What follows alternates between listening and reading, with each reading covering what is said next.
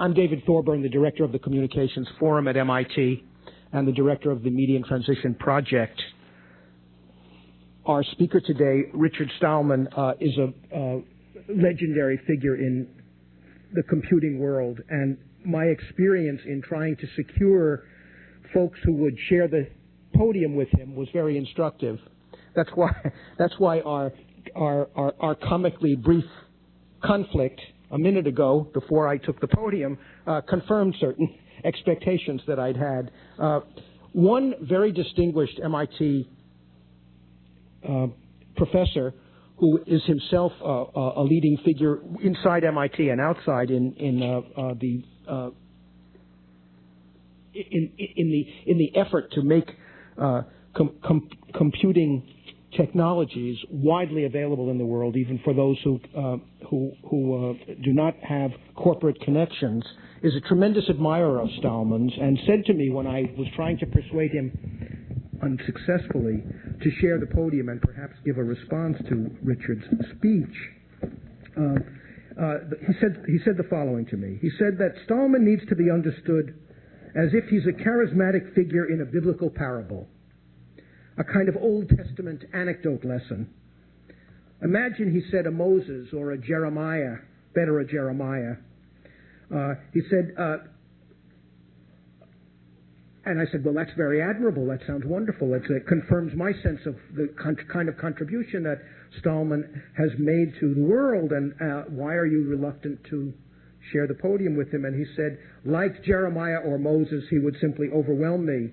I don't want to speak on the same podium with him, but I want to tell you that if you were asked me to name 5 people alive in the world who have truly helped us all, Richard Stallman would be one of them. Well, this weird, strange ambivalence in which there's a tremendous admiration for our speaker today, but also a fear of sharing the podium with him, is what seems to me a useful way to sort of think about the treat we are in for. Today's program will not be webcast because the software that's being used in our experimental system is not, by certain standards, totally free, and it's an issue we will get into, but a recorded version of this entire forum, including the question and answer session, which will follow Richard's talk, will be made available on the web in some format, and we will put information up on this website about it. After I had my difficulty, can we switch now, Brad? Can we make a switch to the small computer now? After I had my difficulty, I must have spoken to half a dozen people, asking computer folks at MIT, asking them if they would be respondents or moderators, and I received in varying ways the same kind of response as the one I've just described. I realized that I was going to have to take on this daunting task myself, and it occurred to me that one way I might do it is by reminding you all of one of my favorite Sherlock Holmes stories, in which, and my theory is that I'm going to play Watson to Richard's Holmes. Watson is this magnificently obtuse fellow who helps the reader by asking the genius Holmes, how do you get to that conclusion, sir? So I'm warning you, Richard, I expect to play an especially obtuse role here, and I expect you to be minimally courteous to me, not to frighten me off the table. The illustration that I have up on the screen now is from one of my favorite Holmes stories. And it explains this complicated relation between the genius and his Watson. It's a story called The Adventure of the Blue Carbuncle, and it magnificently opens with Holmes saying to Watson, this is an early version of multimedia that you're looking at. This is actually a facsimile of the first edition of the original magazine publication of the story. Holmes says to Watson, Watson, I have this hat here. What do you make of it? And Watson says, I can make nothing of it. And he says, and Holmes responds, well, Watson, you see, but you do not observe. And he proceeds in analyzing that Homburg, or whatever it is, that hat on the table there. Holmes then proceeds to demonstrate his theories, his principles of interpretation to Watson by deducing, on the basis of the evidence he sees in the hat, not only what the man's profession is and what his moral character is, but even that his wife has ceased to love him.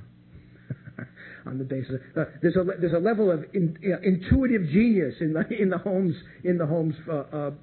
persona that comes out especially magnificently in that encounter. And of course, Watson is saying, well, how could you possibly have understood that, Holmes? And then Holmes patiently and almost plausibly explains how he could deduce from the hat that, among other things, this man's wife had ceased to love him. Can you guess what it is? It's not a major issue, but it actually reveals a great deal about the patriarchal ideology under which the story was written and in the culture the story was written. His wife has ceased to love him because the hat is ill cared for. Someone has not been brushing it, and it never occurs to Holmes that a man might brush his own hat. See, that's wifely labor. Richard Stallman's deductions are more complex and rich than that. One more, Brad. Next, number 7. And we might take this as an image of... can we get it? Yeah. We might take this. There's Holmes, Stallman, standing over... Who could we call them? The corporate interests against which he does battle, in which he ultimately... So it's my image of the free software movement, perhaps ultimately succeeding and triumphing over its enemies. Can we go back to the main screen now? So let's think of today's talk in part, Richard, as a kind of as the education of Professor Thorburn. Let's do it gently. It's a great pleasure. Let's cut the webcast now, and those of you who are watching, I apologize for this. I'm here, not to be the Moriarty of this. Not to be the Moriarty. But I guess I'm not quite clear why we're cutting the webcast. Because our speaker free software. Because our speaker wishes it cut. And we will explain this. I mean, Real Player is not free software. It's available gratis for zero price, but free software is a matter of freedom, not price. There's no free software that you can use to view a Real Player broadcast, and that's a very bad thing. If I were giving a speech broadcast in that way, essentially, my own speech would be pressuring people to use the non-free software. You know, my actions would be opposed to my words, and that wouldn't be good.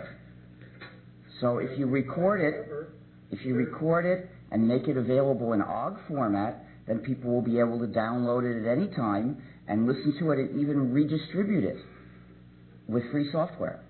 We are obligated to respect the speaker's principles here, Matt. So let's do it. I have not found the software package yet. I agree. I agree. I think it's perverse. Okay. There may not be any that's equivalent, but that's not an excuse to use a non-free program just because it has certain features that free software doesn't have. I haven't found any. Right. It's probable that there is none. It's probable that there is none. I think this. I agree with you, Matt. But let's respect the speaker's. Let's respect the speaker's request. And so let's proceed then. Those of you who are watching the webcast, we apologize for cutting you off, but there will be a recording available in some format. If you watch the website sometime next week, we'll get that up. It is a pleasure, although I feel some trepidation about it, to introduce Richard Stallman. Richard, you have about 45 minutes, then we'll have response and questions. Okay. I was expecting a bit longer, but in any case, I expect you to ask questions, and as long as they're probing questions rather than devil's advocate questions, that's perfectly legitimate, and I will undertake to answer them and keep my temper if I can. All right. Thank you. I should explain to people, in case it wasn't clear, fully what the issue is. The software that they use for web broadcasting requires the user to download certain software in order to receive the broadcast. And that software is not free software. It's available at zero price, but only as an executable, which is a mysterious bunch of numbers. What it does is secret. You can't study it, you can't change it, and you certainly can't publish an improved version. And those are among the freedoms that are essential in the definition of free software. So if I am to be an honest advocate for free software, I can hardly go around giving speeches which then put pressure on people to use non-free software. It just, I'd be undermining my own cause. And if I don't show that I take my principles seriously, I can't expect anybody else to take them seriously. So I've learned that I must always raise this issue, and I raised it in advance. I have a file of explanations of the arrangements for when I give a speech, and I know I sent you that file, and it's in there. If you want to do a webcast, it's got to be done in a way that people can receive with free software. Anyway, this speech is not about free software. After I've been working on the free software movement for several years, and once the GNU operating system was starting to have some of its pieces existed and people were using them, and I started getting invited to give speeches, probably around 10 years ago, a little bit before the last piece, Linux, got made. People started asking me, well, how do these ideas about freedom for software users generalize to other kinds of things? And of course, people ask silly questions like, well, should hardware be free? Should this microphone be free? Well, what does that mean? Should you be free to copy it and change it? Well, as for changing it, if you buy the microphone, nobody's going to stop you from changing it. And as for copying it, nobody's got a microphone copier outside of Star Trek. Those things don't exist. Maybe someday there'll be nanotechnological analyzers and assemblers, and it really will be possible to copy a physical object. And then these issues, are you free to do that, will start being really important. We'll see agribusiness companies trying to stop people from copying food. And that will become a major political issue if that technological capability ever exists. I don't know if it will. It's just speculation at this point, whether that capability will ever exist. But for other kinds of information, you can raise the issue, because any kind of information that can be stored on a computer conceivably can be copied and modified. So the ethical issues of free software, the issues of users' right to copy and modify the software, well, you can ask the same questions for other kinds of published information. Now, I'm not talking about private information, say personal information, which is never meant to be available to the public at all. I'm talking about the rights you should have if you get copies of published things, where there's no attempt to keep them secret at all. In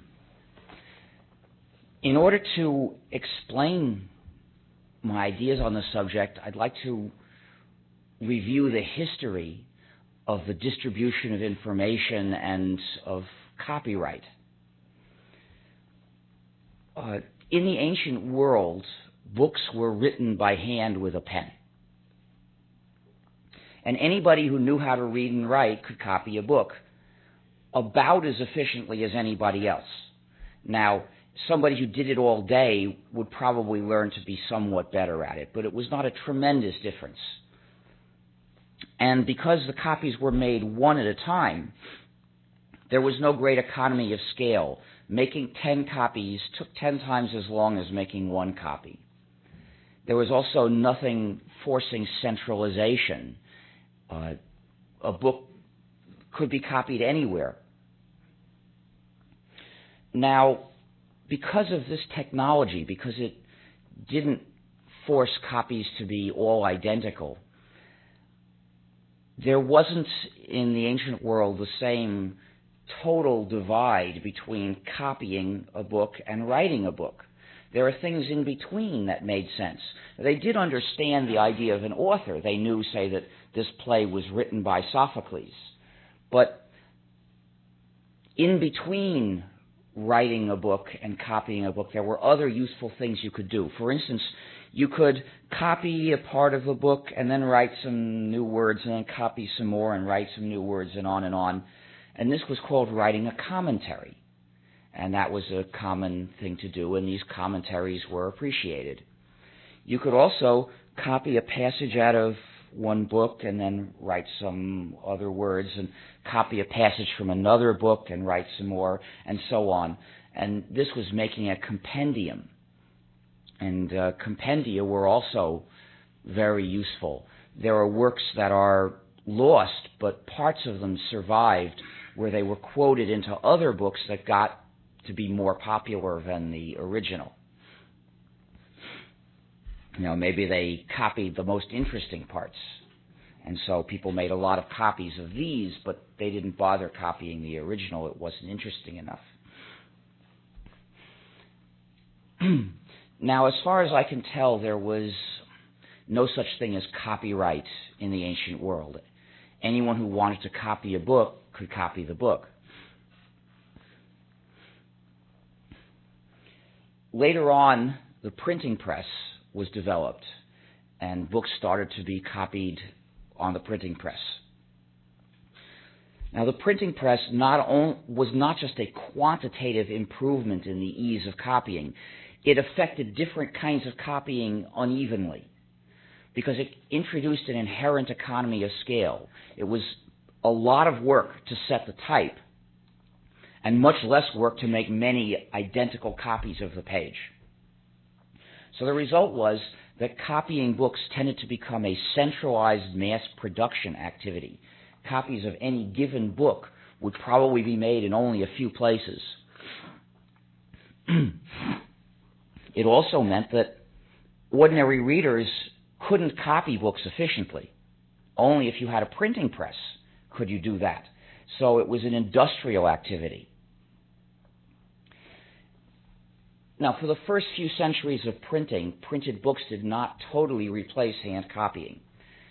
Hand-copied books were still made sometimes by rich people and sometimes by poor people. The rich people did this to get an especially beautiful copy that would show how rich they were. And poor people did it because maybe they didn't have enough money to buy a printed copy, but they had the time to copy a book by hand. As the song says, time ain't money when all you got is time. So hand copying was still done to some extent. I think it was in the 1800s that printing actually got to be cheap enough that even poor people could afford printed books if they were literate.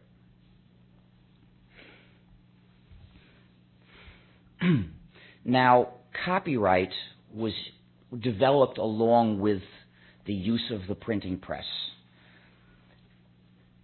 And given the technology of the printing press, it had the effect of an industrial regulation. It didn't restrict what readers could do. It restricted what publishers and authors could do. Copyright in England was initially a form of censorship. You had to get government permission to publish the book. But the ideas changed. By the time of the U.S. Constitution, people came to a different idea of the purpose of copyright, and I think that idea was accepted in England as well. For the U.S. Constitution, it was proposed that authors should be entitled to a copyright, a monopoly on copying their books. This proposal was rejected. Instead, a crucially different proposal was adopted, which is that for the sake of promoting progress, Congress could optionally establish a copyright system that would create these monopolies. So the monopolies, according to the U.S. Constitution, do not exist for the sake of those who own them. They exist for the sake of promoting the progress of science. The monopolies are handed out to authors as a way of modifying their behavior to get them to do something that serves the public. So the goal is more books written and published, which other people can then read. And this is believed to contribute to, increased literary activity, increased writing about science and other fields, and society then learns through this. That's the purpose to be served.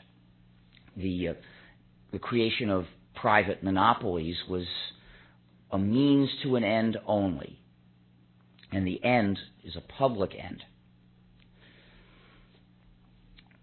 Now, copyright in the age of the printing press was fairly painless because it was an industrial regulation. It only restricted the activities of publishers and authors.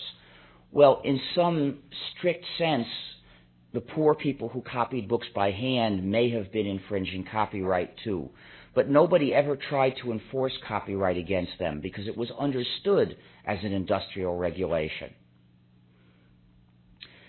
Copyright in the age of the printing press was also easy to enforce because it only had to be enforced where there was a publisher. And publishers, by their nature, make themselves known. If you're trying to sell books, you've got to tell people where to come to buy them. You don't have to go into everybody's house to enforce copyright. And finally, copyright may have been a beneficial system in that context. Copyright in the U.S. is considered by legal scholars as a trade, a bargain between the public and authors. The public trades away some of its natural rights to make copies, and in exchange gets the benefit of more books being written and published. Now, is this an advantageous trade? Well, when the general public can't make copies because they can only be efficiently made on printing presses and most people don't own printing presses, the result is that the general public is trading away a freedom it is unable to exercise, a freedom that is of no practical value. So, if you have something that, it's a byproduct of your life and it's useless, and you have the opportunity to exchange it for something else of any value, you're gaining. So that's why copyright may have been an advantageous trade for the public in that time. But the context is changing. And that has to change our ethical evaluation of copyright. Now, the basic principles of ethics are not changed by advances in technology. They're too fundamental to be touched by such contingencies. But our decision about any specific question is a matter of the consequences of the alternatives available. And the consequences of a given choice may change when the context changes. And that is what is happening in the area of copyright law, because the age of the printing press is coming to an end, giving way gradually to the age of the computer networks. Computer networks and digital information technology are bringing us back to a world more like the ancient world, where anyone who can read and use the information can also copy it and can make copies about as easily as anyone else could make them.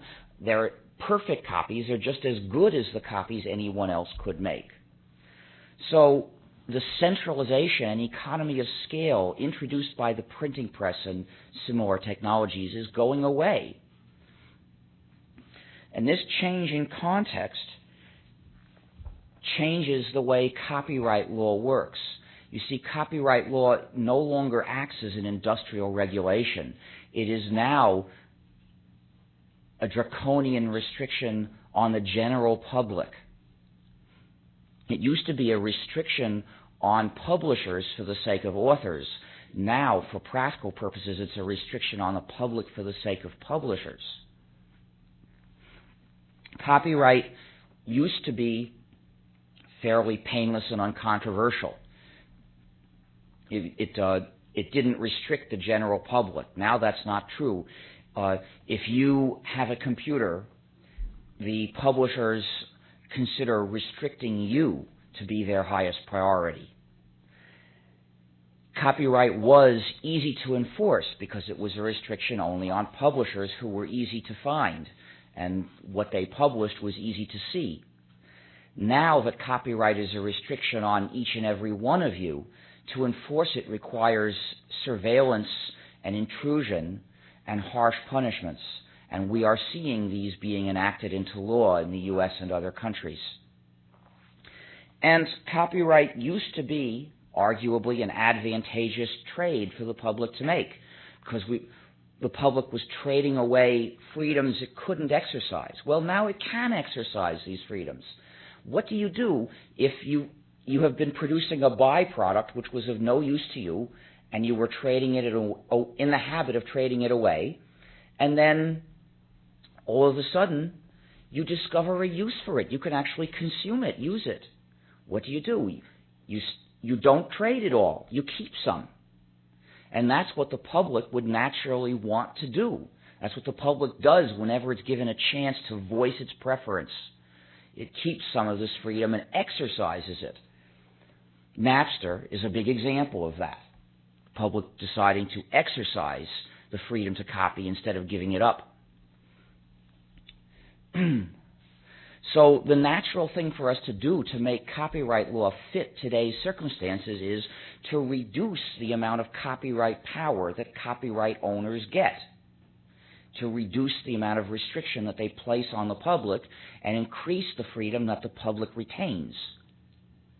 But this is not what the publishers want to do. What they want to do is exactly the opposite. They wish to increase copyright powers to the point where they can remain firmly in control of all use of information. This has led to laws that have given an unprecedented increase in the powers of copyright. Freedoms that the public used to have in the age of the printing press are being taken away.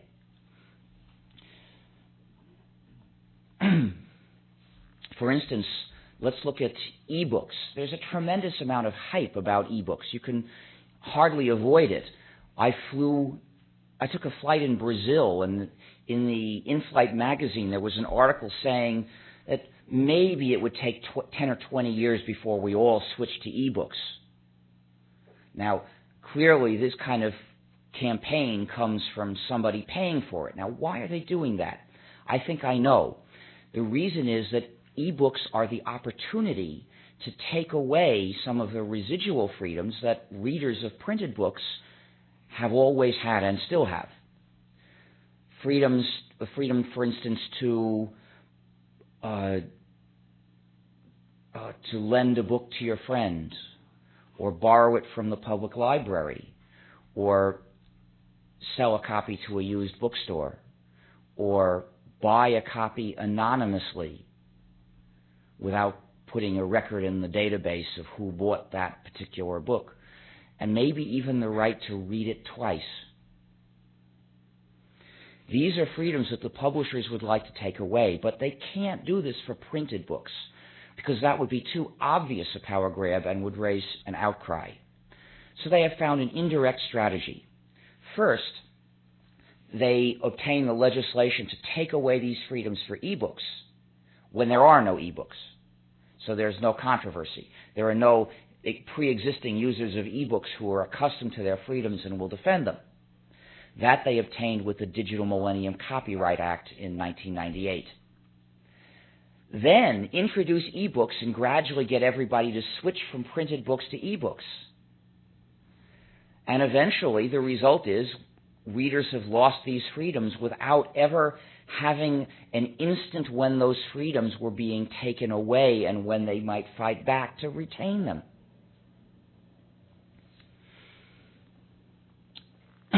We see at the same time efforts to take away people's freedom in using other kinds of published works. For instance, if you take a look at DVDs, movies on DVDs are published in an encrypted format that used to be secret. It was meant to be secret. And the only way the movie companies would tell you the format so that you could make a DVD player was if you signed a contract to build certain restrictions into the player so that the public would be stopped even from fully exercising their legal rights. Then a few clever programmers in Europe figured out the format of DVDs, and they wrote a free software package that would read a DVD, and this made it possible to use free software on top of the gnu+linux operating system to watch the DVD that you had bought, which is a perfectly legitimate thing to do. You ought to be able to do that with free software. But the movie companies objected and they went to court. See, the movie companies used to make a lot of films where there was a mad scientist and somebody was saying, "But doctor, there's some things man was not meant to know." They must have watched their own films too much, because they came to believe that the format of DVDs is something that man was not meant to know. And they obtained a ruling for total censorship of the software for playing DVDs. Even making a link to a site where this information is legally available outside the U.S. has been prohibited. An appeal has been made against this ruling.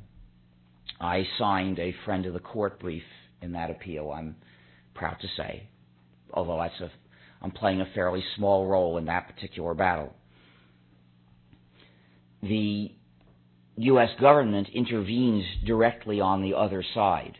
This is not surprising when you consider why the Digital Millennium Copyright Act was passed in the first place. The reason is the campaign finance system that we have in the U.S., which is essentially legalized bribery, where the candidates are bought by business before they even get elected. And of course, they know who their master is, they know who they're working for, and they pass the laws to give business more power.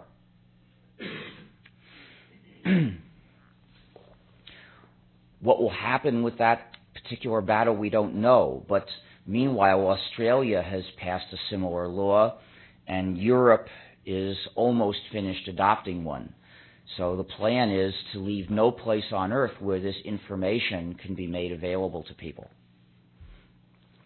But the U.S. remains the world leader in trying to stop the public from distributing information that's been published.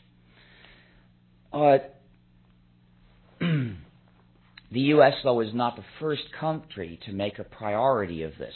The Soviet Union treated it as very important. There, this unauthorized copying and redistribution was known as samizdat. And to stamp it out, they developed a series of methods. First, guards watching every piece of copying equipment to check what people were copying to prevent forbidden copying. Second, harsh punishments for anyone caught doing forbidden copying. You could get sent to Siberia. Third, soliciting informers, asking everyone to rat on their neighbors and co-workers to the information police. Fourth, collective responsibility. You're going to watch that group. If I catch any of them doing forbidden copying, you are going to prison, so watch them hard. And fifth, propaganda starting in childhood to convince everyone that only a horrible enemy of the people would ever do this forbidden copying. The U.S. is using all of these measures now. First, guards watching copying equipment. Well, in copy stores, they have human guards to check what you copy. But human guards to watch what you copy in your computer would be too expensive. Human labor is too expensive. So they have robot guards. That's the purpose of the Digital Millennium Copyright Act. This software goes in your computer. It's the only way you can access certain data, and it stops you from copying. There's a plan now to introduce this software into every hard disk so that there could be files on your hard disk which you can't even access except by getting permission from some network server to access the file. And to bypass this software or even tell other people how to bypass it is a crime. Second, harsh punishments. A few years ago, if you made copies of something and handed them out to your friends just to be helpful, this was not a crime. It had never been a crime in the U.S. Then they made it a felony. So you can be put in prison for years for sharing with your neighbor. Third, informers. Well, you may have seen the ads on TV, the ads in the Boston subways, asking people to rat on their co-workers to the information police, which officially is called the Software Publishers Association. And fourth, collective responsibility. In the U.S., this has been done by conscripting internet service providers, making them legally responsible for everything their customers post. The only way they can avoid always being held responsible is if they have an invariable procedure to disconnect, to remove the information within 2 weeks after a complaint. Just a few days ago, I heard that a clever protest site criticizing Citibank for some of its nasty policies was disconnected in this way. Nowadays, you don't even get your day in court. Your site just gets unplugged. And finally, propaganda starting in childhood. That's what the word pirate is used for. If you'll think back a few years, the term pirate was formerly applied to publishers that didn't pay the author. But now it's been turned completely around. It's now applied to members of the public who escape from the control of the publisher. It's being used to convince people that only a nasty enemy of the people would ever do this forbidden copying. It says that sharing with your neighbor is the moral equivalent of attacking a ship. I hope that you don't agree with that, and if you don't, I hope you will refuse to use the word in that way.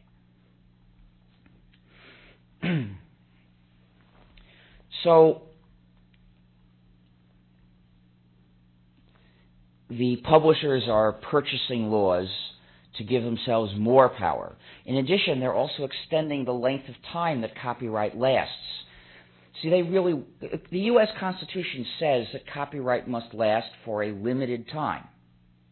But the publishers want copyright to last forever. However, getting a constitutional amendment would be rather difficult, so they found an easier way that achieves the same result. Every 20 years, they retroactively extend copyright by 20 years. So the result is, at any given time, copyright nominally lasts for a certain period, and any given copyright will nominally expire someday. But that expiration will never be reached because every copyright will be extended by 20 years every 20 years, and no work will ever go into the public domain again.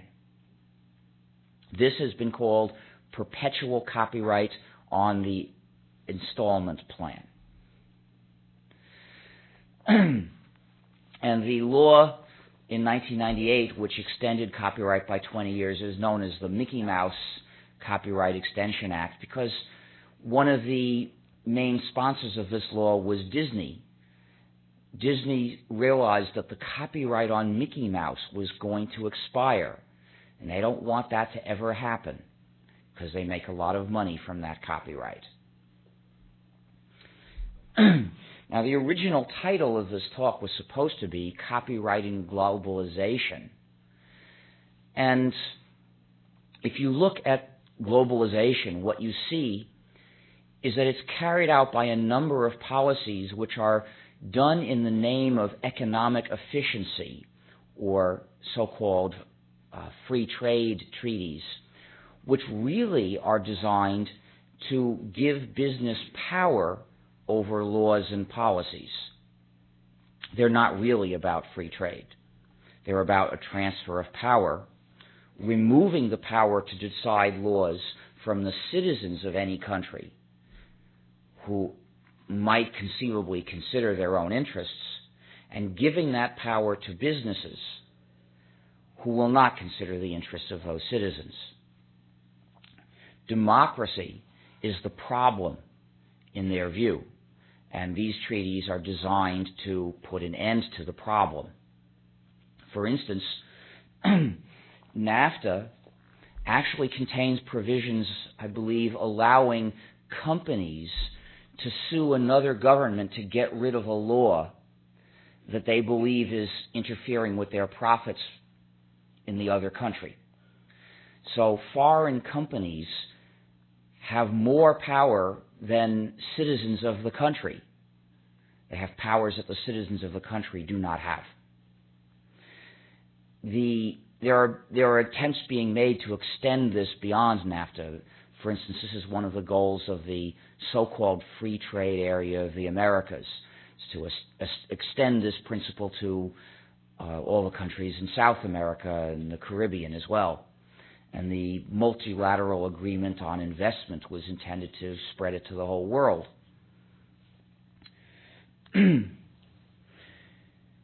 One thing we've seen in the 90s is that these treaties begin to impose copyright throughout the world, and in more powerful and restrictive ways.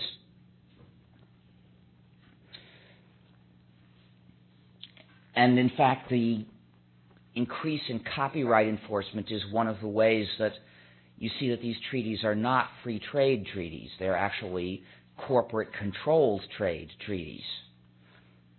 Because copyright, and also, as it happens, patents, although patents are very different from copyright in most respects, one thing they do have in common is that they're both being used to give corporations control over world trade, to eliminate free trade. When the U.S. was a developing country in the 1800s, the U.S. did not recognize foreign copyrights. This was a decision made carefully, and it was an intelligent decision. It was recognized that for the U.S. to recognize foreign copyrights would just be disadvantageous. It would suck money out and wouldn't do much good. The same logic would apply today to developing countries, but the U.S. has sufficient power to force them to go against their interests. But actually, it's a mistake to speak of the interests of countries in this context. In fact, I'm sure that most of you have heard about the fallacy of trying to judge the public interest by adding up everybody's wealth. You know, if working Americans lost $1 billion and Bill Gates gained $2 billion, would Americans generally be better off? Would this be good for America? Well, if you look only at the total, it looks like it's good. But I think that this example really shows that the total is the wrong way to judge, because Bill Gates really doesn't need another $2 billion, but the loss of the $1 billion by other people who don't have as much to start with might be painful. Well, when you see in a discussion about any of these trade treaties, when you see people talk about the interests of this country or that country, well, what they're doing is within each country, they're adding up everybody's income. The rich people and the poor people are being added up. So it's actually an excuse to apply that same fallacy, to get you to ignore the effect on the distribution of wealth within the country and whether the treaty is going to make that more uneven, as it has done in the U.S. So it's really not the U.S. interest that is being served by enforcing copyright around the world. It's the interests of certain business owners, many of whom are in the U.S. and some of whom are in other countries. It doesn't in any sense serve the public interest.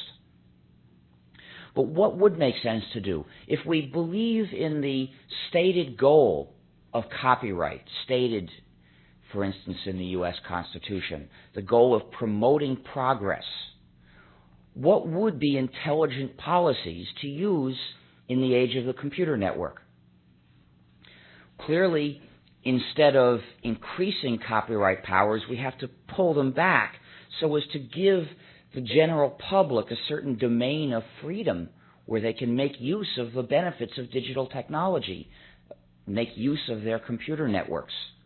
But how far should that go? That's an interesting question, because I don't think we should necessarily abolish copyright totally.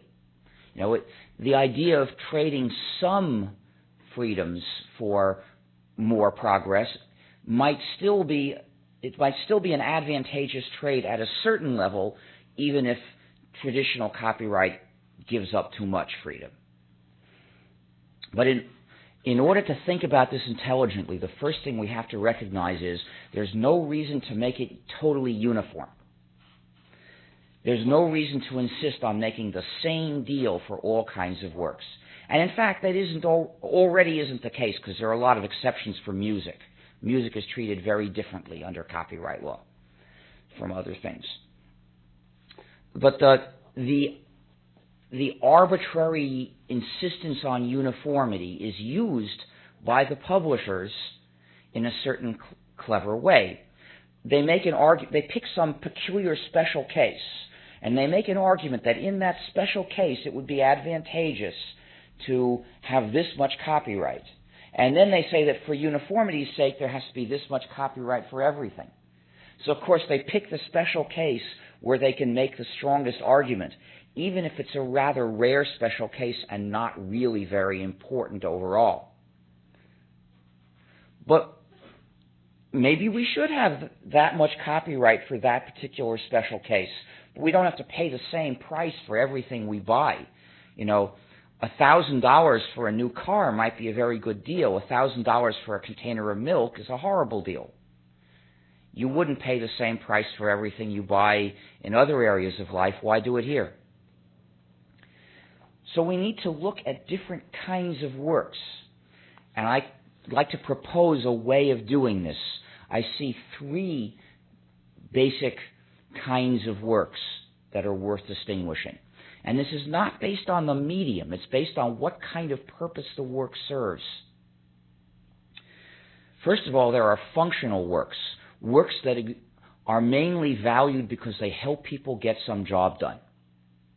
And this includes recipes, computer programs, manuals and textbooks, reference works like dictionaries and encyclopedias.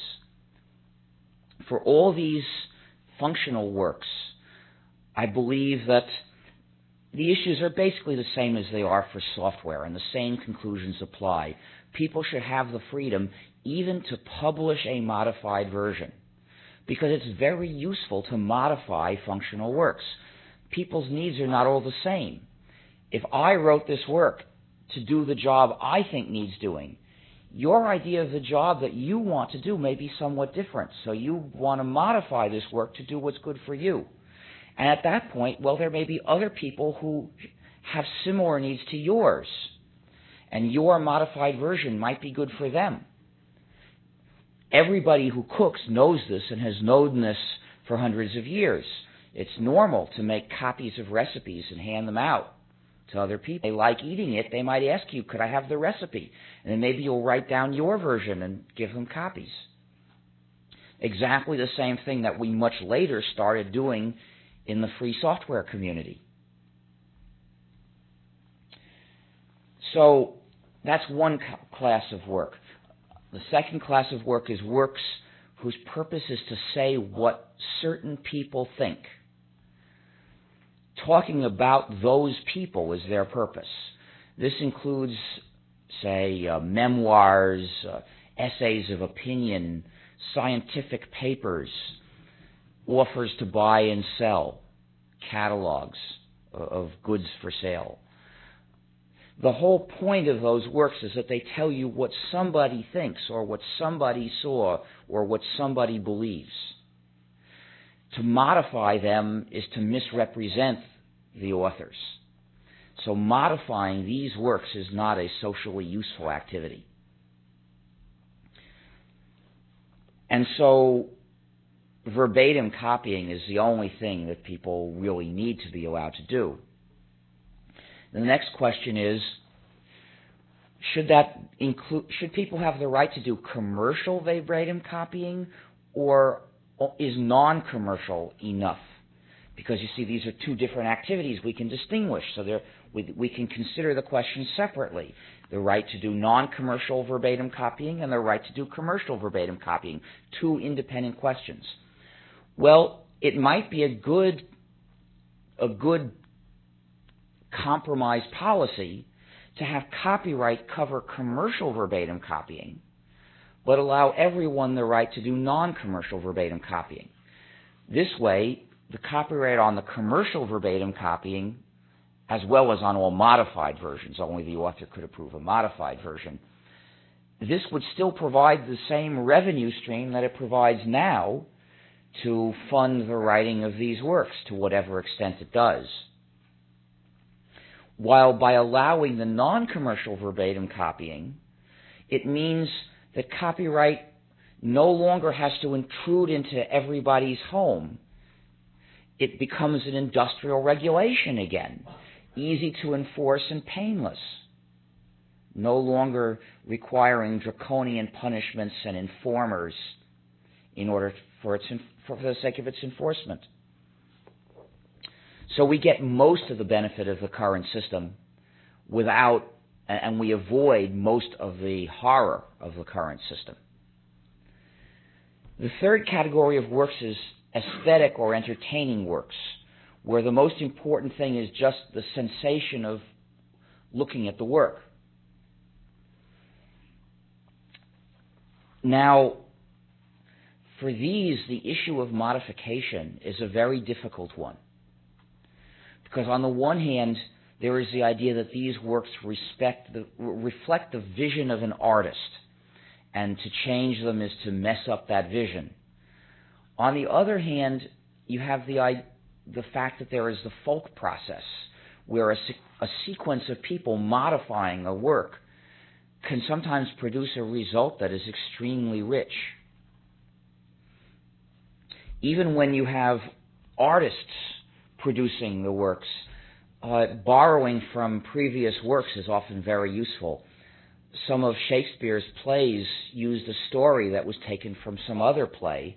If today's copyright laws had been in effect back then, those plays would have been illegal. So it's a hard question what we should do about publishing modified versions of an aesthetic or an artistic work. And we might have to look for further subdivisions of the category in order to solve this problem. Like maybe computer game scenarios should be treated one way. Maybe everybody should be free to publish modified versions of them, but maybe a novel should be treated differently. Maybe for that, commercial publication should require an arrangement with the original author.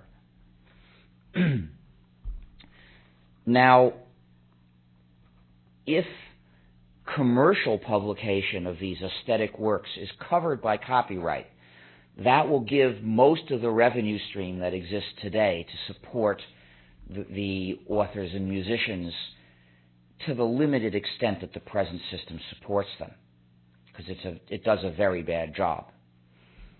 And so that might be a reasonable compromise, just as in the case of the works that represent certain people. Now, if we look ahead to the time when the age of the computer networks has fully begun, when we're past this transitional stage, we can envision another way for the authors to get money for their work. Imagine that we have a digital cash system that enables you to send somebody else money through the internet. This can be done in various ways using encryption, for instance. And imagine that verbatim copying of all these aesthetic works is permitted.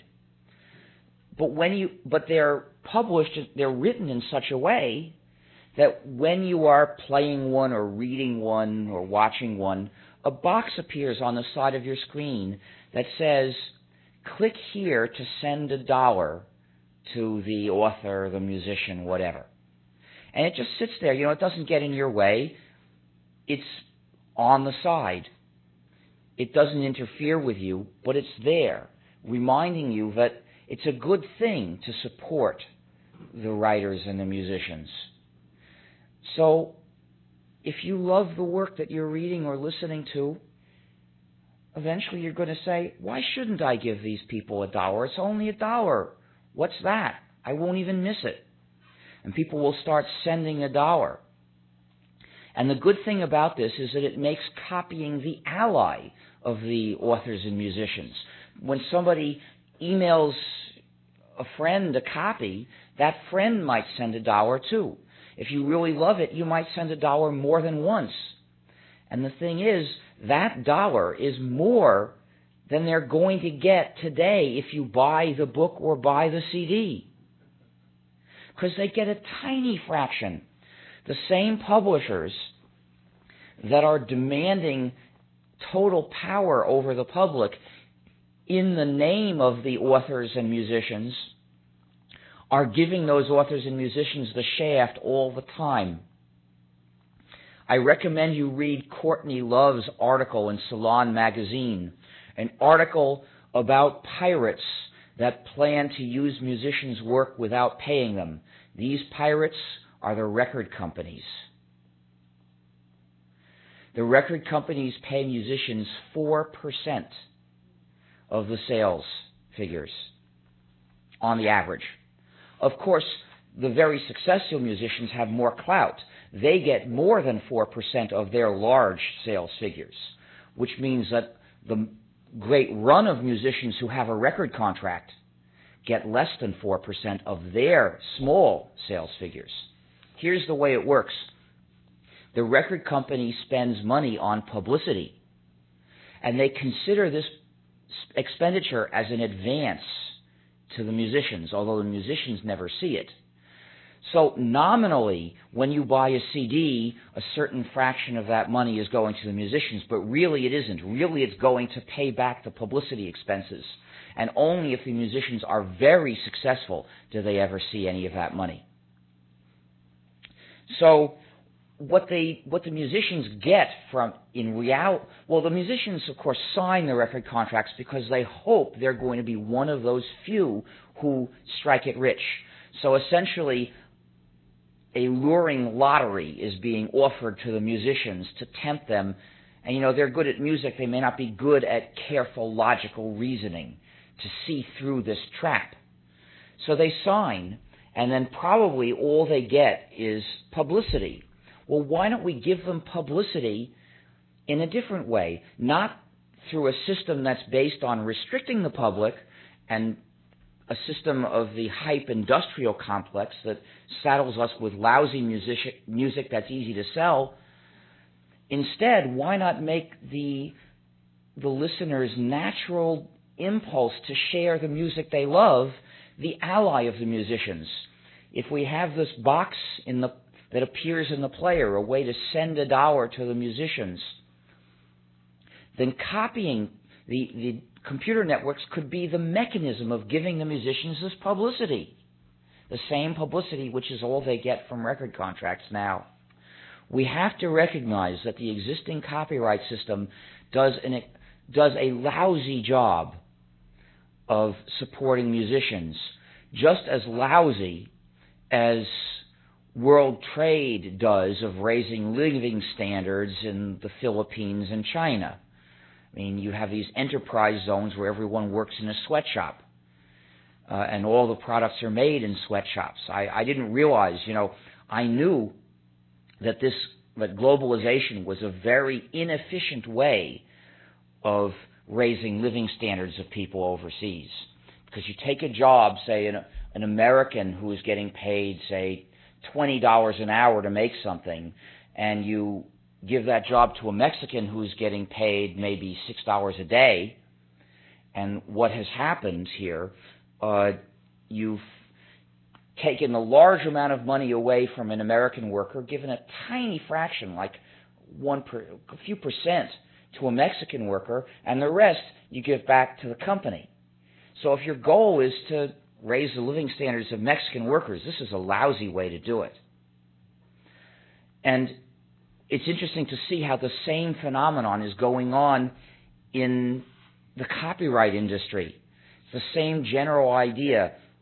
In the name of these workers who certainly deserve something, you propose measures that give them a tiny bit and really mainly prop up the power of corporations to control our lives. If you're trying to replace a very good system, you have to work very hard to come up with a better alternative. If you know that the present system is lousy, it's not so hard to find a better alternative. The standard of comparison is very low today. We must always remember that when we consider issues of copyright policy. So I think I've said most of what I want to say. I'd like to mention that tomorrow is phone-in sick day in Canada.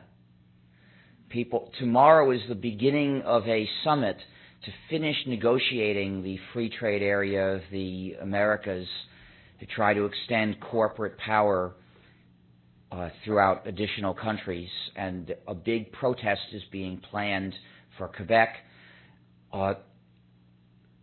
We've seen extreme methods being used to smash this protest. A lot of Americans are being blocked from entering Canada through the border that they're supposed to be allowed to enter through at any time on the flimsiest of excuses. And a wall has been built around the center of Quebec to be used as a fortress to keep protesters out. We've seen a large number of different dirty tricks used against public protest against these treaties. So whatever democracy remains to us after government powers have been taken away from democratically elected governments and given to businesses and to unelected international bodies, whatever's left after that may not survive the suppression of public protest against it. I hope that, I've dedicated 17 years of my life to working on free software and allied issues. I didn't do this because I think it's the most important political issue in the world. I did it because it was the area where I saw how to use my skills to do a lot of good. But I think, what's happened is the general issues of politics have evolved. And the biggest political issue in the world today is resisting the tendency to give business power over the public and governments. And I see free software and the allied questions for other kinds of information that I've been discussing today as one part of that major issue. So I've indirectly found myself working on that issue. I hope I contribute something to the effort. Thank you very much, Richard. We're going to switch into a question and discussion mode in a moment, but I think it might make sense. Mistake. How do I get back there? It might make sense for me to give a brief general response of a sort that someone more competent than I in software and in the history of copyright would be more appropriate for such a person. I can use this. We'll just hold it. Put it over here. Will this pick me up if I stay here? I'm amazed actually to find myself in such substantial agreement with what Stallman has said, and I'm especially impressed, I think, by the attempt to be nuanced about the different sorts of problems copyright presents us with. It seems to me that the strongest and most important practical vision that he offers us is it's a two-pronged thing. One is the obvious recognition that old assumptions of copyright, about copyright, old usages of copyright are inappropriate and in a way are challenged by or totally undermined by the advent of the computer and the advent of computer networks. That's obvious, although it's a very important recognition. But I think that the really exciting aspect of what Stallman has suggested to us is the recognition that in our ways of thinking about copyright, it might be very useful for us to distinguish different kinds of uses, different functions. I thought that was a very productive and potentially valuable way of thinking about how we might approach the problem. Stallman is surely right that there are certain kinds of intellectual enterprises that need and require more copyright protection than others. and engaging in a process, a systematic process of trying to identify these different kinds of protections that might be appropriate seems to me a very useful and intelligent way of dealing with the problems that the advent of the computer has created for notions of intellectual property. But it seems to me that there's another theme that sort of lies beneath what Stallman has been saying, and that comes out explicitly at certain moments, and that isn't really directly about computers at all, but more broadly about questions of democratic authority and the power that governments and corporations increasingly exercise over our lives. And it does seem to me somewhat that in this discourse, the political energies of Richard Stallman's position sometimes lead to, if not simplifications, at least to the process of ignoring certain kinds of distinctions and possibilities. So that, for example, what I miss in Richard's talk is a fully sufficient attention. One can't do everything, so I don't mean this is a complaint about what he said today, but in the overall vision he's proposing, it seems to me that what we would need is a little bit more systematic discussion about what it means for a novelist or a poet or a songwriter or a musician or the author of an academic textbook or a memoirist or a historian, what it would mean to exist in this brave new world in which people are charitably encouraged to pay authors but are not required to do so. What that would really mean in practice. In other words, it seems to me that the gap between existing practice and visionary possibility is still immensely wide. And although there is a tone of reasonableness and some certainly very useful suggestions in what Stallman has said, I don't think that the argument at the moment is in so concrete and realized condition that we could really proceed to say our problems are solved on the basis of this vision. So I guess I'll conclude by asking if Stallman would like to expand a bit on certain aspects of the talk that he was forced in some sense to cover rather too quickly, and specifically whether you have further thoughts about the way in which what we'll call traditional creators would be protected by this. Go. Well, first of all, I have to point out that we shouldn't use the term protection to describe what copyright does. Copyright restricts people. The term protection is a propaganda term of the copyright-owning businesses. They'd like us to think that, the term protection means stopping something from being somehow destroyed. Well, I don't think a song is destroyed if there are more copies of it being played more. I don't think that a novel is destroyed if more people are reading copies of it either. So I won't use that word. I think it leads people to identify with the wrong party. And also, it's a very bad idea to think about intellectual property for two reasons. First, it prejudges the most fundamental question in the area, which is, how should these things be treated? Should they be treated as a kind of property? To use the term intellectual property to describe the area is to presuppose the answer is yes, that's the way to treat things, not some other way. Second, it encourages overgeneralization. Intellectual property is a catch-all for several different legal systems with independent origins, such as copyrights, patents, trademarks, trade secrets, and some other things as well. And they are almost completely different. They have nothing in common. But people who hear the term intellectual property are led to a false picture where they imagine that there's a general principle of intellectual property that was applied to specific areas. So they assume that these various areas of the law are similar. And this leads not only to confused thinking about what is right to do, it leads people to fail to understand what the law actually says, because they suppose that copyrights and patents and trademarks, that the copyright law and patent law and trademark law are similar, when in fact they're totally different. So if you want to encourage careful thinking and clear understanding of what the law says, avoid the term intellectual property.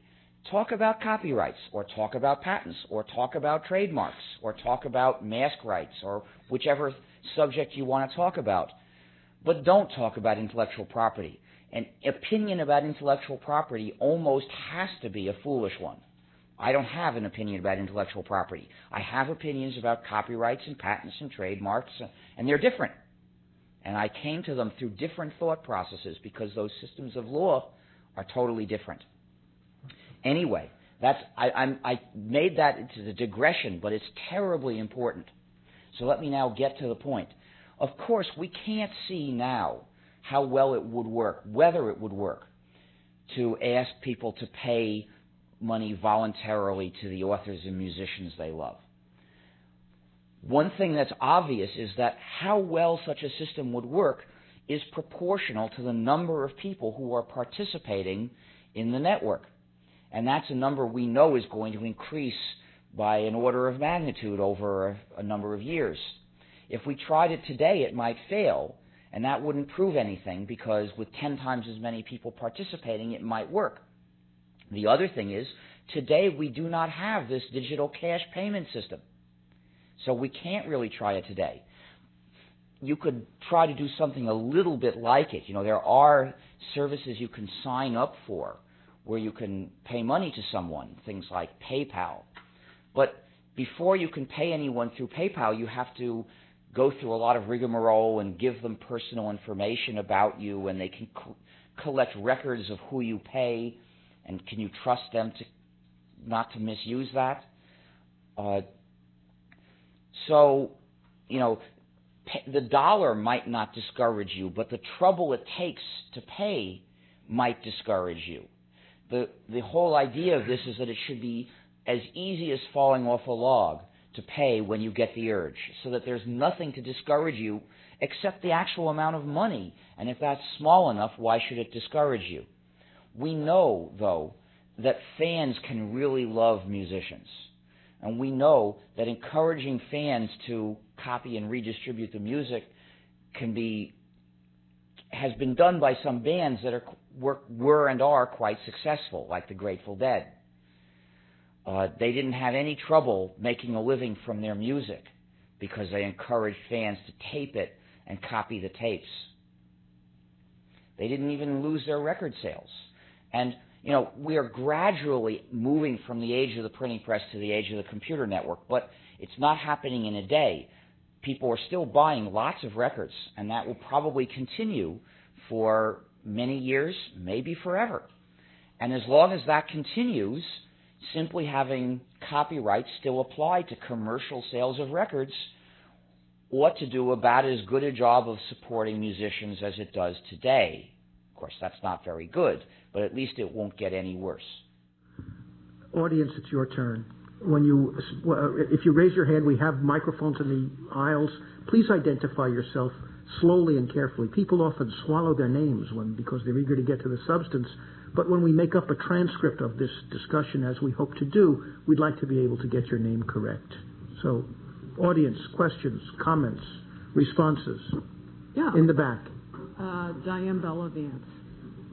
And I'm commenting on the thing you said about having free downloads. Am I correct? Or a dollar donation? This is a dollar donation voluntarily while you're playing the piece if you feel like it. Oh, okay. Because Stephen King has already done something like that with his novels. Yes, it's interesting to note what he did and what happened. When I first heard about that, I was elated. I thought maybe he was taking a step towards a world which is not based on trying to maintain an iron grip on the public.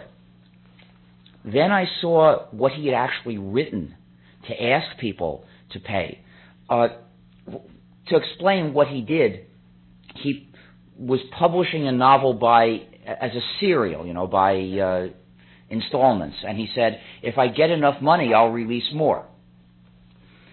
But the the request he wrote was hardly a request. It browbeat the reader. It said, if you don't pay, then you're evil, and if there are too many of you who are evil, then I'm just going to stop writing this. Well, clearly that's not the way to make the public feel like sending you money. You've got to make them love you, not fear you. I think what he did was a percentage, like maybe 90% he had to have actually paid for. 90% of the people who downloaded, is that? Yes. Yeah, and I think it was. But maybe we should make clear what the situation was exactly. Can one of you describe what King was doing so it's perfectly clear to everyone? I don't remember exactly. Well, okay, Brad knows the details. Could you come to a microphone, please? They'll give you a mic. The details were that he required a certain percentage. I don't know the exact percentage. Around 90% sounds correct. He required that percentage of people to send a certain amount of money, which I believe was $1 or $2, somewhere in that order of magnitude. And if that percentage of people, of the percentage who downloaded the text, you had to type in your name and your email address and some other information to get the download. And if that percentage of people was not reached after the first chapter, he said he would not release another chapter. Now, he did get a good deal of money. I mean, if I had written a chapter of a book personally and made that much money, I would have, hey, I'm going to write another chapter. He's so used to getting so much money, I think he felt, well, this is nowhere near enough, so he stopped. But it was a real requirement, and Richard is correct when he said the text that it said is this. Basically, it was written in the sense that if this system doesn't work, if you don't do this, you're going to screw the system up, and this will never work, and you've got to do it if you want a copy. It was very antagonistic to the public downloading it, and I think people were somewhat unfriendly to it. The evidence was that there were many people who downloaded without paying, right? So, and that's really what was annoying him. If a smaller number had downloaded, but the entire percentage of the 95% of the people who downloaded had paid, presumably King would not have minded. I don't think the issue for King was the actual dollar amount. What the issue for him was, people are reading me for free. And I think that it does, in some ways, raise an interesting, illuminate this discussion. He's mean-spirited. I agree. I was going to say 75% paid. 75% paid. And you think I would think he should be delighted with that. 90%. Yes, if 75% paid, well, that's tremendously successful. Well, he may have been under instructions from his publisher about what numbers were appropriate. Well, if that's the case, then it was a setup to fail. Right. I agree. I think that's right. Anyone else? Next question. Hi, my name's Alex Coventry. Please say the name again. Alex Coventry. The scheme you described for artists to make money where there is no copyright, but a fairly fast network that allows people to download stuff for free, isn't that open to fairly serious abuse by people taking other people's works? No, he said he asked if that he said, isn't the scheme where there's no copyright but people are asked to make voluntary donations, isn't that open to abuse by people plagiarizing essentially? Well, that's not what I proposed. Remember, I'm proposing that there should be copyright covering commercial distribution and permitting only verbatim redistribution non-commercially. So anyone who modified it to put in a pointer to his website instead of a pointer to the real author's website would still be infringing the copyright and could be sued just as exactly as he could be sued today. I see. So you're still imagining a world in which there is copyright? Yes. As I said, for those kinds of works, I'm not saying that everything should be permitted, and I'm proposing to reduce copyright powers, not abolish them.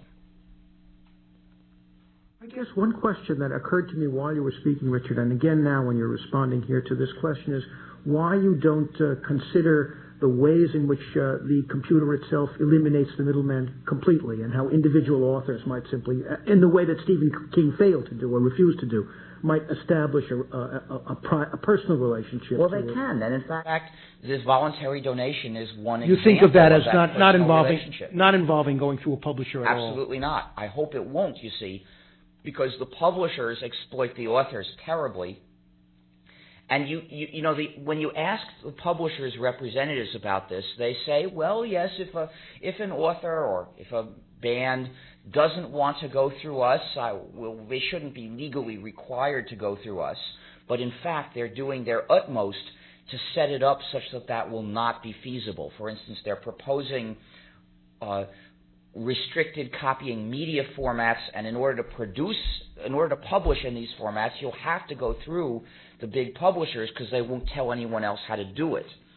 And so they're hoping for a world where the players will play these formats. And in order to get anything that you can play on those players, it'll have to come through the publishers. So in fact, you know, while there's no law against an author or musician publishing directly, it won't be feasible. There's also the lure of maybe hitting it rich. You know, they say, we'll publicize you and maybe you'll hit it as rich as the Beatles, or, you know, take your pick of some very successful group. And of course, only a tiny fraction of musicians are going to have that happen. But they may be drawn by that into signing contracts that will lock them down forever. You know, publishers tend to be very bad at respecting their contracts with authors.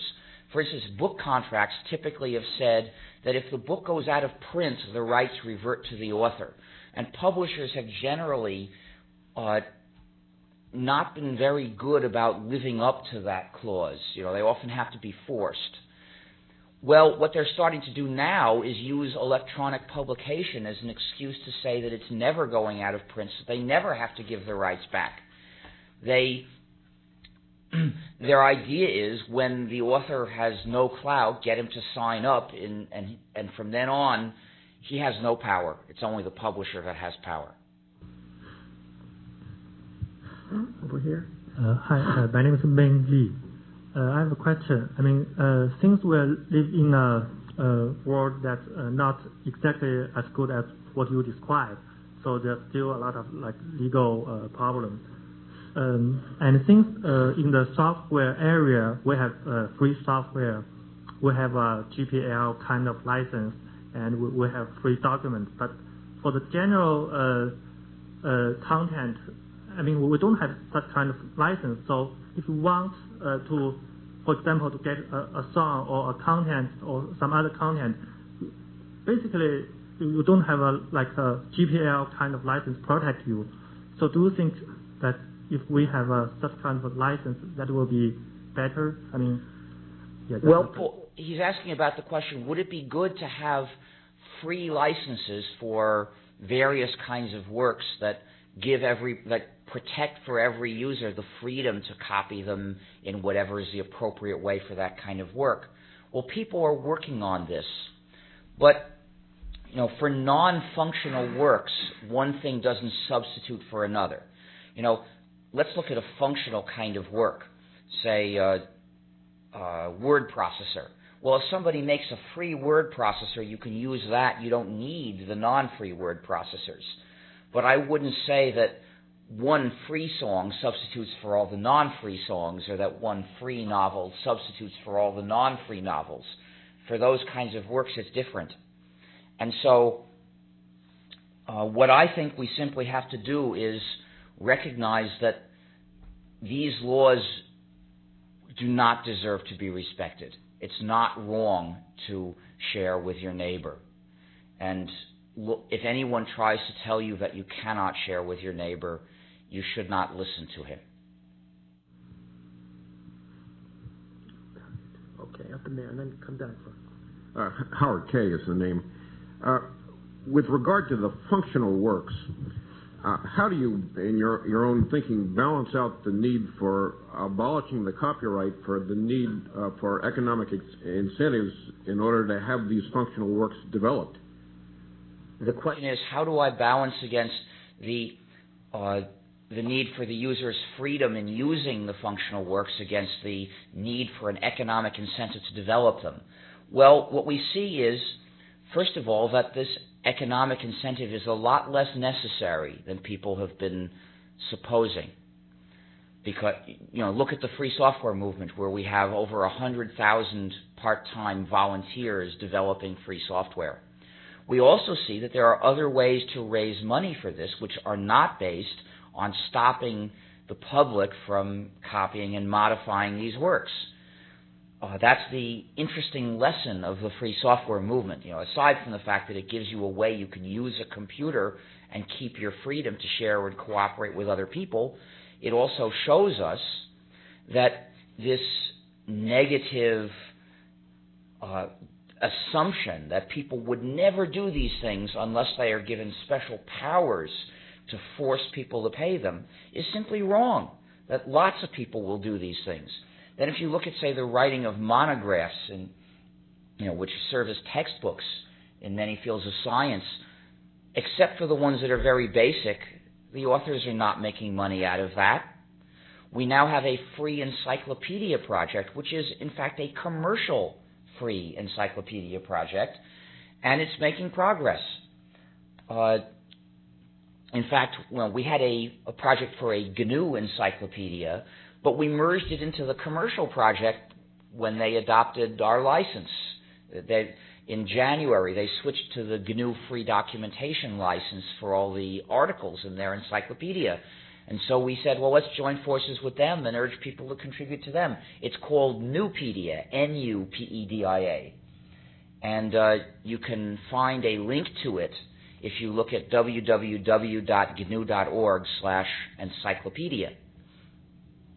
So here we've extended the community development of a free base of useful knowledge from software to encyclopedia. I'm pretty confident now that in all these areas of functional work, we don't need that economic incentive to the point where we have to mess up the use of these works. Well, what about the other two categories? So even if we concede that, I don't know. I think that this is an important question that in various ways you must confront frequently on this argument. Which For is the other two classes of work, I don't know. I don't know whether people will write someday novels without worrying about whether they make money from it. In a post-scarcity society, I guess they would. Maybe what we need to do in order to reach the post-scarcity society is to get rid of the corporate control over the economy and the laws. And so, in effect, it's a chicken or the egg problem. Which do we do first? How do we get the world where people don't have to desperately get money except by removing the control by business? And how can we remove the control by business except, Anyway, I think that I don't know, but that's why I'm trying to propose first a compromise copyright system, and second, the voluntary payments supported by a compromise copyright system as a way to provide a revenue stream to the people who write those works. Right here, Brad. Yes, my name is Diego Martinez, and my question really is, how would you really expect to implement this compromise copyright system under the chokehold of corporate interests on American politicians due to the campaign finance system? It beats me. I wish I knew. It's a terribly hard problem. If I knew how to solve that problem, I would solve it, and nothing in the world could make me prouder. I understand.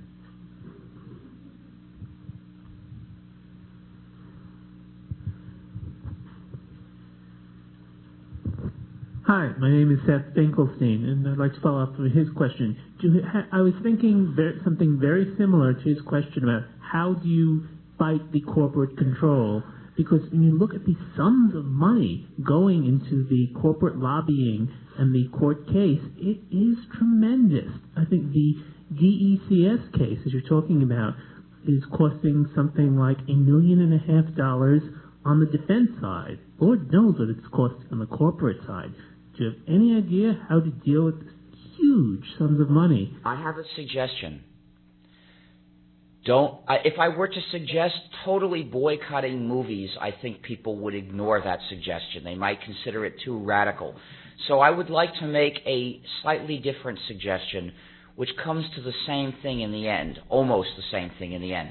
And that is, don't go to a movie unless you have some substantial reason to think it's good. Now, this will lead in practice to almost the same result as a total boycott of Hollywood movies. In extension, it's almost the same, but in intention, it's very different. Now, I've noticed that many people go to movies for reasons that have nothing to do with whether they think the movies are good. So if you change that, if you only go to a movie when you have some substantial reason to think it's good, you'll take away a lot of their money. But the movie companies are hardly the real, the only folks. They're not the only ones, but they're a large part. You know, it's the movie companies, the book publishers, and the record companies. Well, one of the things that academics have been encountering in recent years that is a part of this great struggle we're facing. Let me back up for a second. One way to understand all of this discourse, I think, is to recognize something very obvious, but also absolutely crucial. Whenever radical, potentially transforming technologies appear in society, there's a struggle over who controls them. And we're just now repeating what has happened in the past. I think, I think from that angle, it isn't. There may not be a reason for despair or even pessimism in the longer run about what will happen. But in the shorter term, it is certainly the case, for example, that as a teacher of media, my access to images has been restricted, more constrained in recent years in a way they had never been before. If I write an essay in which I want to use still images even from films, they're much harder to get permission to use, and the prices they want to charge me to use those still images are much higher. Even when I make arguments about the necessity from an intellectual standpoint to rely on the category or the concept of fair use. So I think in the moment of extended transformation that we're in, the longer term prospects may in fact not be as disturbing as what's happening in the shorter term. But in any case, we need to understand the whole of our contemporary experience on this question as a kind of a contemporary version of a struggle over the control of technology and technological resources that is a recurring principle of Western society. And if we look at that history, the outcome in terms of, let's say, the struggle over the ways in which the printing press would be deployed, it's not a simple history because it's different from one country to another country. The history of the printing press in Spain, for example, is radically different from the history of the impact of the printing press in England or in France. So it seems to me that one conclusion one might draw from discourse of this sort is that deep historical work needs to be done, that it would be very helpful to us to understand in great nuance and in great concrete detail specifically the ways in which the printing press was absorbed and diffused, its uses diffused through culture. And the more we learn about that, the more we are likely to have some help in guiding us in this new transformation that we're encountering. In the back? Helen Schmier. One of the things that bothers me when I hear discussions of copyright is that often it starts off with we want 180-degree change. We want to do away with any sorts of control. And it seems to me that part of what lay under the three categories that were suggested is an acknowledgement that there is some wisdom to copyright. Yes.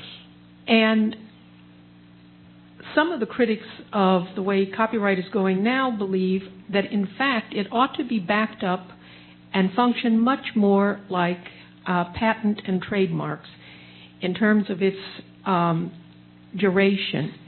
And I wonder if our speaker would comment on that as a strategy. Well, I agree that shortening the time span of copyright is a good idea. There's absolutely no need in terms of encouraging publication for the possibility of copyrights lasting as much as 150 years, which in some cases it can under present law. Now, the companies were saying that 75-year copyright on a work made for hire was not long enough to make possible the production of their works. And I'd like to challenge those companies to present projected balance sheets for 75 years from now to back up that contention. What they really wanted was just to be able to extend the copyrights on the old works so they can continue restricting the use of them. But how you can encourage greater production of works in the 1920s by extending copyright today escapes me, unless they have a time machine somewhere. Of course, in one of their movies they had a time machine, right? So maybe that's what affected their thinking. My name is Fred Hopengarten, and I wanted to inquire if, along the lines of strategy, you've given thought to expanding the concept of fair use, and if there are any nuances there that you might care to lay out for us. Well, the question was, have I thought about extending the concept of fair use? Well, the idea of giving everyone permission for non-commercial verbatim copying of two kinds of works, certainly you can think of that as extending what fair use is. It's bigger than what's fair use currently. It's the same kind of general idea that there's some, that if your idea is that the public trades away certain freedoms to get more progress, then you can draw the line at various different places. Which freedoms does the public trade away and which freedoms does the public keep? To extend the conversation for just a moment, in certain entertainment fields, we have the concept of a public presentation. So, for example, copyright does not prevent us from singing Christmas carols seasonally, but it prevents the public performance. And I'm wondering if it might be useful to think about, instead of expanding fair use to unlimited non-commercial verbatim copying, to something less than that, but more than the present concept of fair use. I used to think that might be enough, and then Napster convinced me otherwise, because Napster is used by its users for non-commercial verbatim redistribution. Now, the Napster server itself is a commercial activity, but the people who are actually putting things up are doing so non-commercially, and they could have done so on their websites just as easily. And the tremendous excitement about, interest in, and use of Napster shows that that's very useful. So I'm convinced now that people should have the right to publicly, non-commercially redistribute verbatim copies of everything. One analogy that was recently suggested to me for the whole Napster question was the analogy of the public library. And I suppose some of you have heard the Napster arguments, have heard this analogy. I'm wondering if you would comment on it. Let's say the defenders of people who say Napster should continue and there shouldn't be restrictions on it, sometimes say something like this. They say when folks go into the public library and buy and borrow the book, they're not paying for it, and it can be borrowed dozens of times, hundreds of times without any additional payment. Why is Napster any different? Well, it's not exactly the same, but it should be pointed out that the publishers want to transform public libraries into pay-per-use retail outlets. So they're against public libraries. Brad, a question for you. We're set for our reception, right? Yes. I'd like to invite everyone in the audience to a reception after this is over at Senior House, where we will have interesting food and drink, and we can continue the conversation. We will continue for another 15 minutes in this discussion.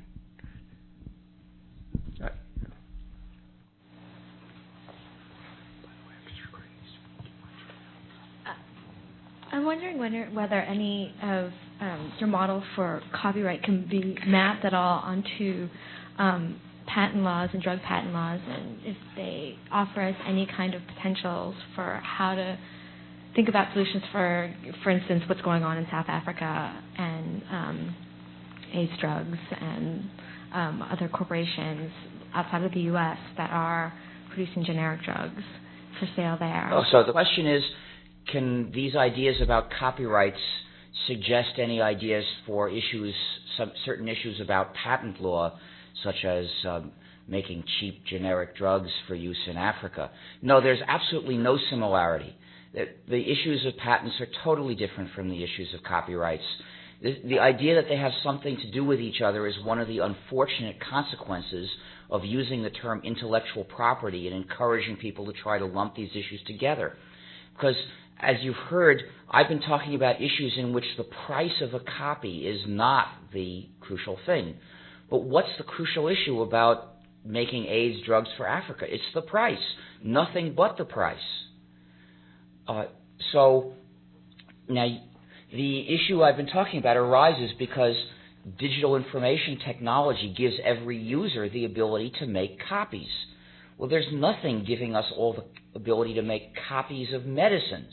You know, I don't have the ability to copy some medicine that I've got. In fact, nobody does. That's not how they're made. So the issues I've been talking about don't arise at all. Those medicines can only be made in expensive factories. And they are made in expensive centralized factories, whether they're generic drugs or imported from the U.S. Either way, they're going to be made in a small number of factories. And the issue is simply, how much do they cost? You know, are they available at a price that people in Africa can afford? And so that's a tremendously important issue, but it's a totally different issue. There's just one area in where an issue arises with patents that is actually similar to these issues of freedom to copy. And that is in the area of agriculture. You see, because there are certain patented things which can be copied more or less, namely living things. They copy themselves when they reproduce. It's not necessarily exact copying, you know, they reshuffle the genes. But the fact is, farmers for millennia have been making use of this capacity of the living things they grow to copy themselves. So the farming is you copy the things that you grew, and you keep copying them every year. And when plant and animal varieties get patented, when genes are patented and used in them, the result is that farmers are being prohibited from doing this. There's a farmer in Canada who had a patented variety growing on his field, and he said, you know, I didn't do that deliberately. Those genes, you know, the pollen blew in the wind, and those genes got into my stock of plants. And he was told that doesn't matter. He has to destroy them anyway. You know, it was an extreme example of how much government can side with a monopolist. So I believe that following the same principles that I applied to copying things on your computer, farmers should have an unquestioned right to save their seeds and breed their livestock. And, you know, maybe you could have patents covering seed companies, but they shouldn't cover farmers. I'd like to ask a question. What I do is study projects and their successes and failures, and I know deeply involved in some projects is the issues you're talking about, copyright. But in your own project, in your success with free software, any project, there's an awful lot more to success, massive other factors, beyond just what kind of license you use. And in fact, the model you're talking about, there was a lot more in the model for its success. Now, I did a presentation on open source and free software for education and found it almost impossible to find another content model besides your own book and the encyclopedia. Now, the question is, if you want to take this seriously, what it depends on is successful models for not just the licensing, but the entire management of the project and how it's structured, what success factors go in beyond the licensing to make the whole arrangement work. What makes sure successful, and are you looking at that instead of just licensing? And I don't know what you mean by a content model, and okay. I'm really at a loss. Your book. Which book? The documentation for GNU was also a free software model. Oh, the GNU manuals. Right, and also the encyclopedia you mentioned. There's more to making the model successful than just the licensing. Absolutely. Could you speak to that? Well, I don't know the answers, but part of what I believe is crucial for developing free functional information is idealism. People have to recognize that it's important for this information to be free, that when the information is free, you can make full use of it. When it's restricted, you can't. You have to recognize that the non-free information is an attempt to divide them and keep them helpless and keep them down. And then they can get the idea, let's work together to produce the information we want to use so that it's not under the control of some powerful person who can dictate to us what we can do. This tremendously boosts it. But whether it'll, I don't know how much it'll work in various different areas, but I think that in the area of education, when you're looking for textbooks, I think I see a way it can be done. There are a lot of teachers in the world, teachers who are not at prestigious universities. Now, maybe they're in high school, maybe they're in college, where they don't write and publish a lot of things, and there's not a tremendous demand for them.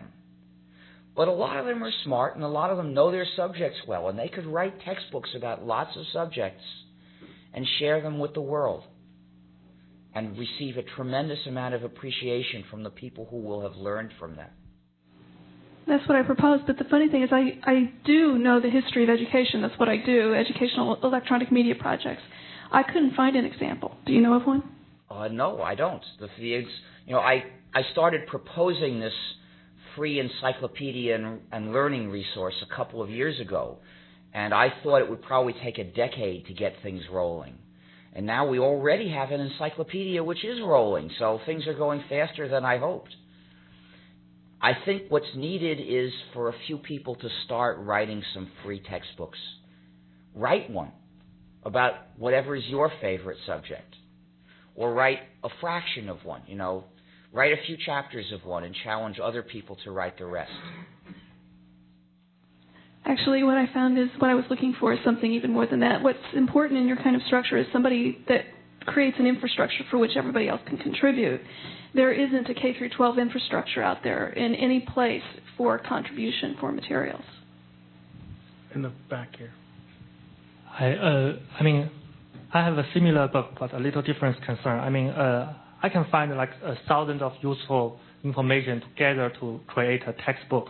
The only thing is it's from thousands of authors, and there's no license that they obey. So I cannot, redistribute it to children in the third world countries. That's actually not true.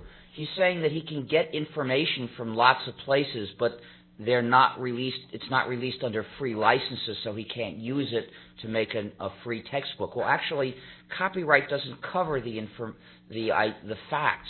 It only covers the way it's written, and so you can learn a field from anywhere and then write a textbook, and you can make that textbook free if you want. Yeah, I can write one book, but for children, they need 12 years education. There will be several hundred books. I cannot write it myself.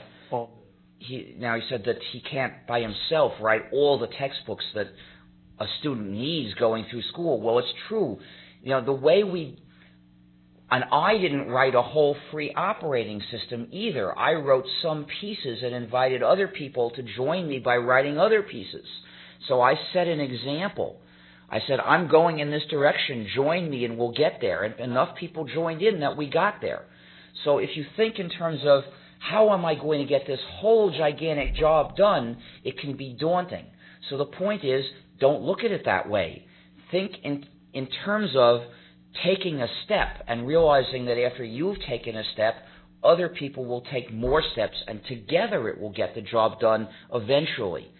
Assuming that humanity doesn't wipe itself out, the work we do today to produce the free educational infrastructure, the free learning resource for the world, will be useful for as long as humanity exists. If it takes 20 years to get it done, so what? So don't think in terms of the size of the whole job. Think in terms of the piece that you're going to do that will show people it can be done, and so others will do other pieces. Should we conclude on that idealistic note? Thank you very much.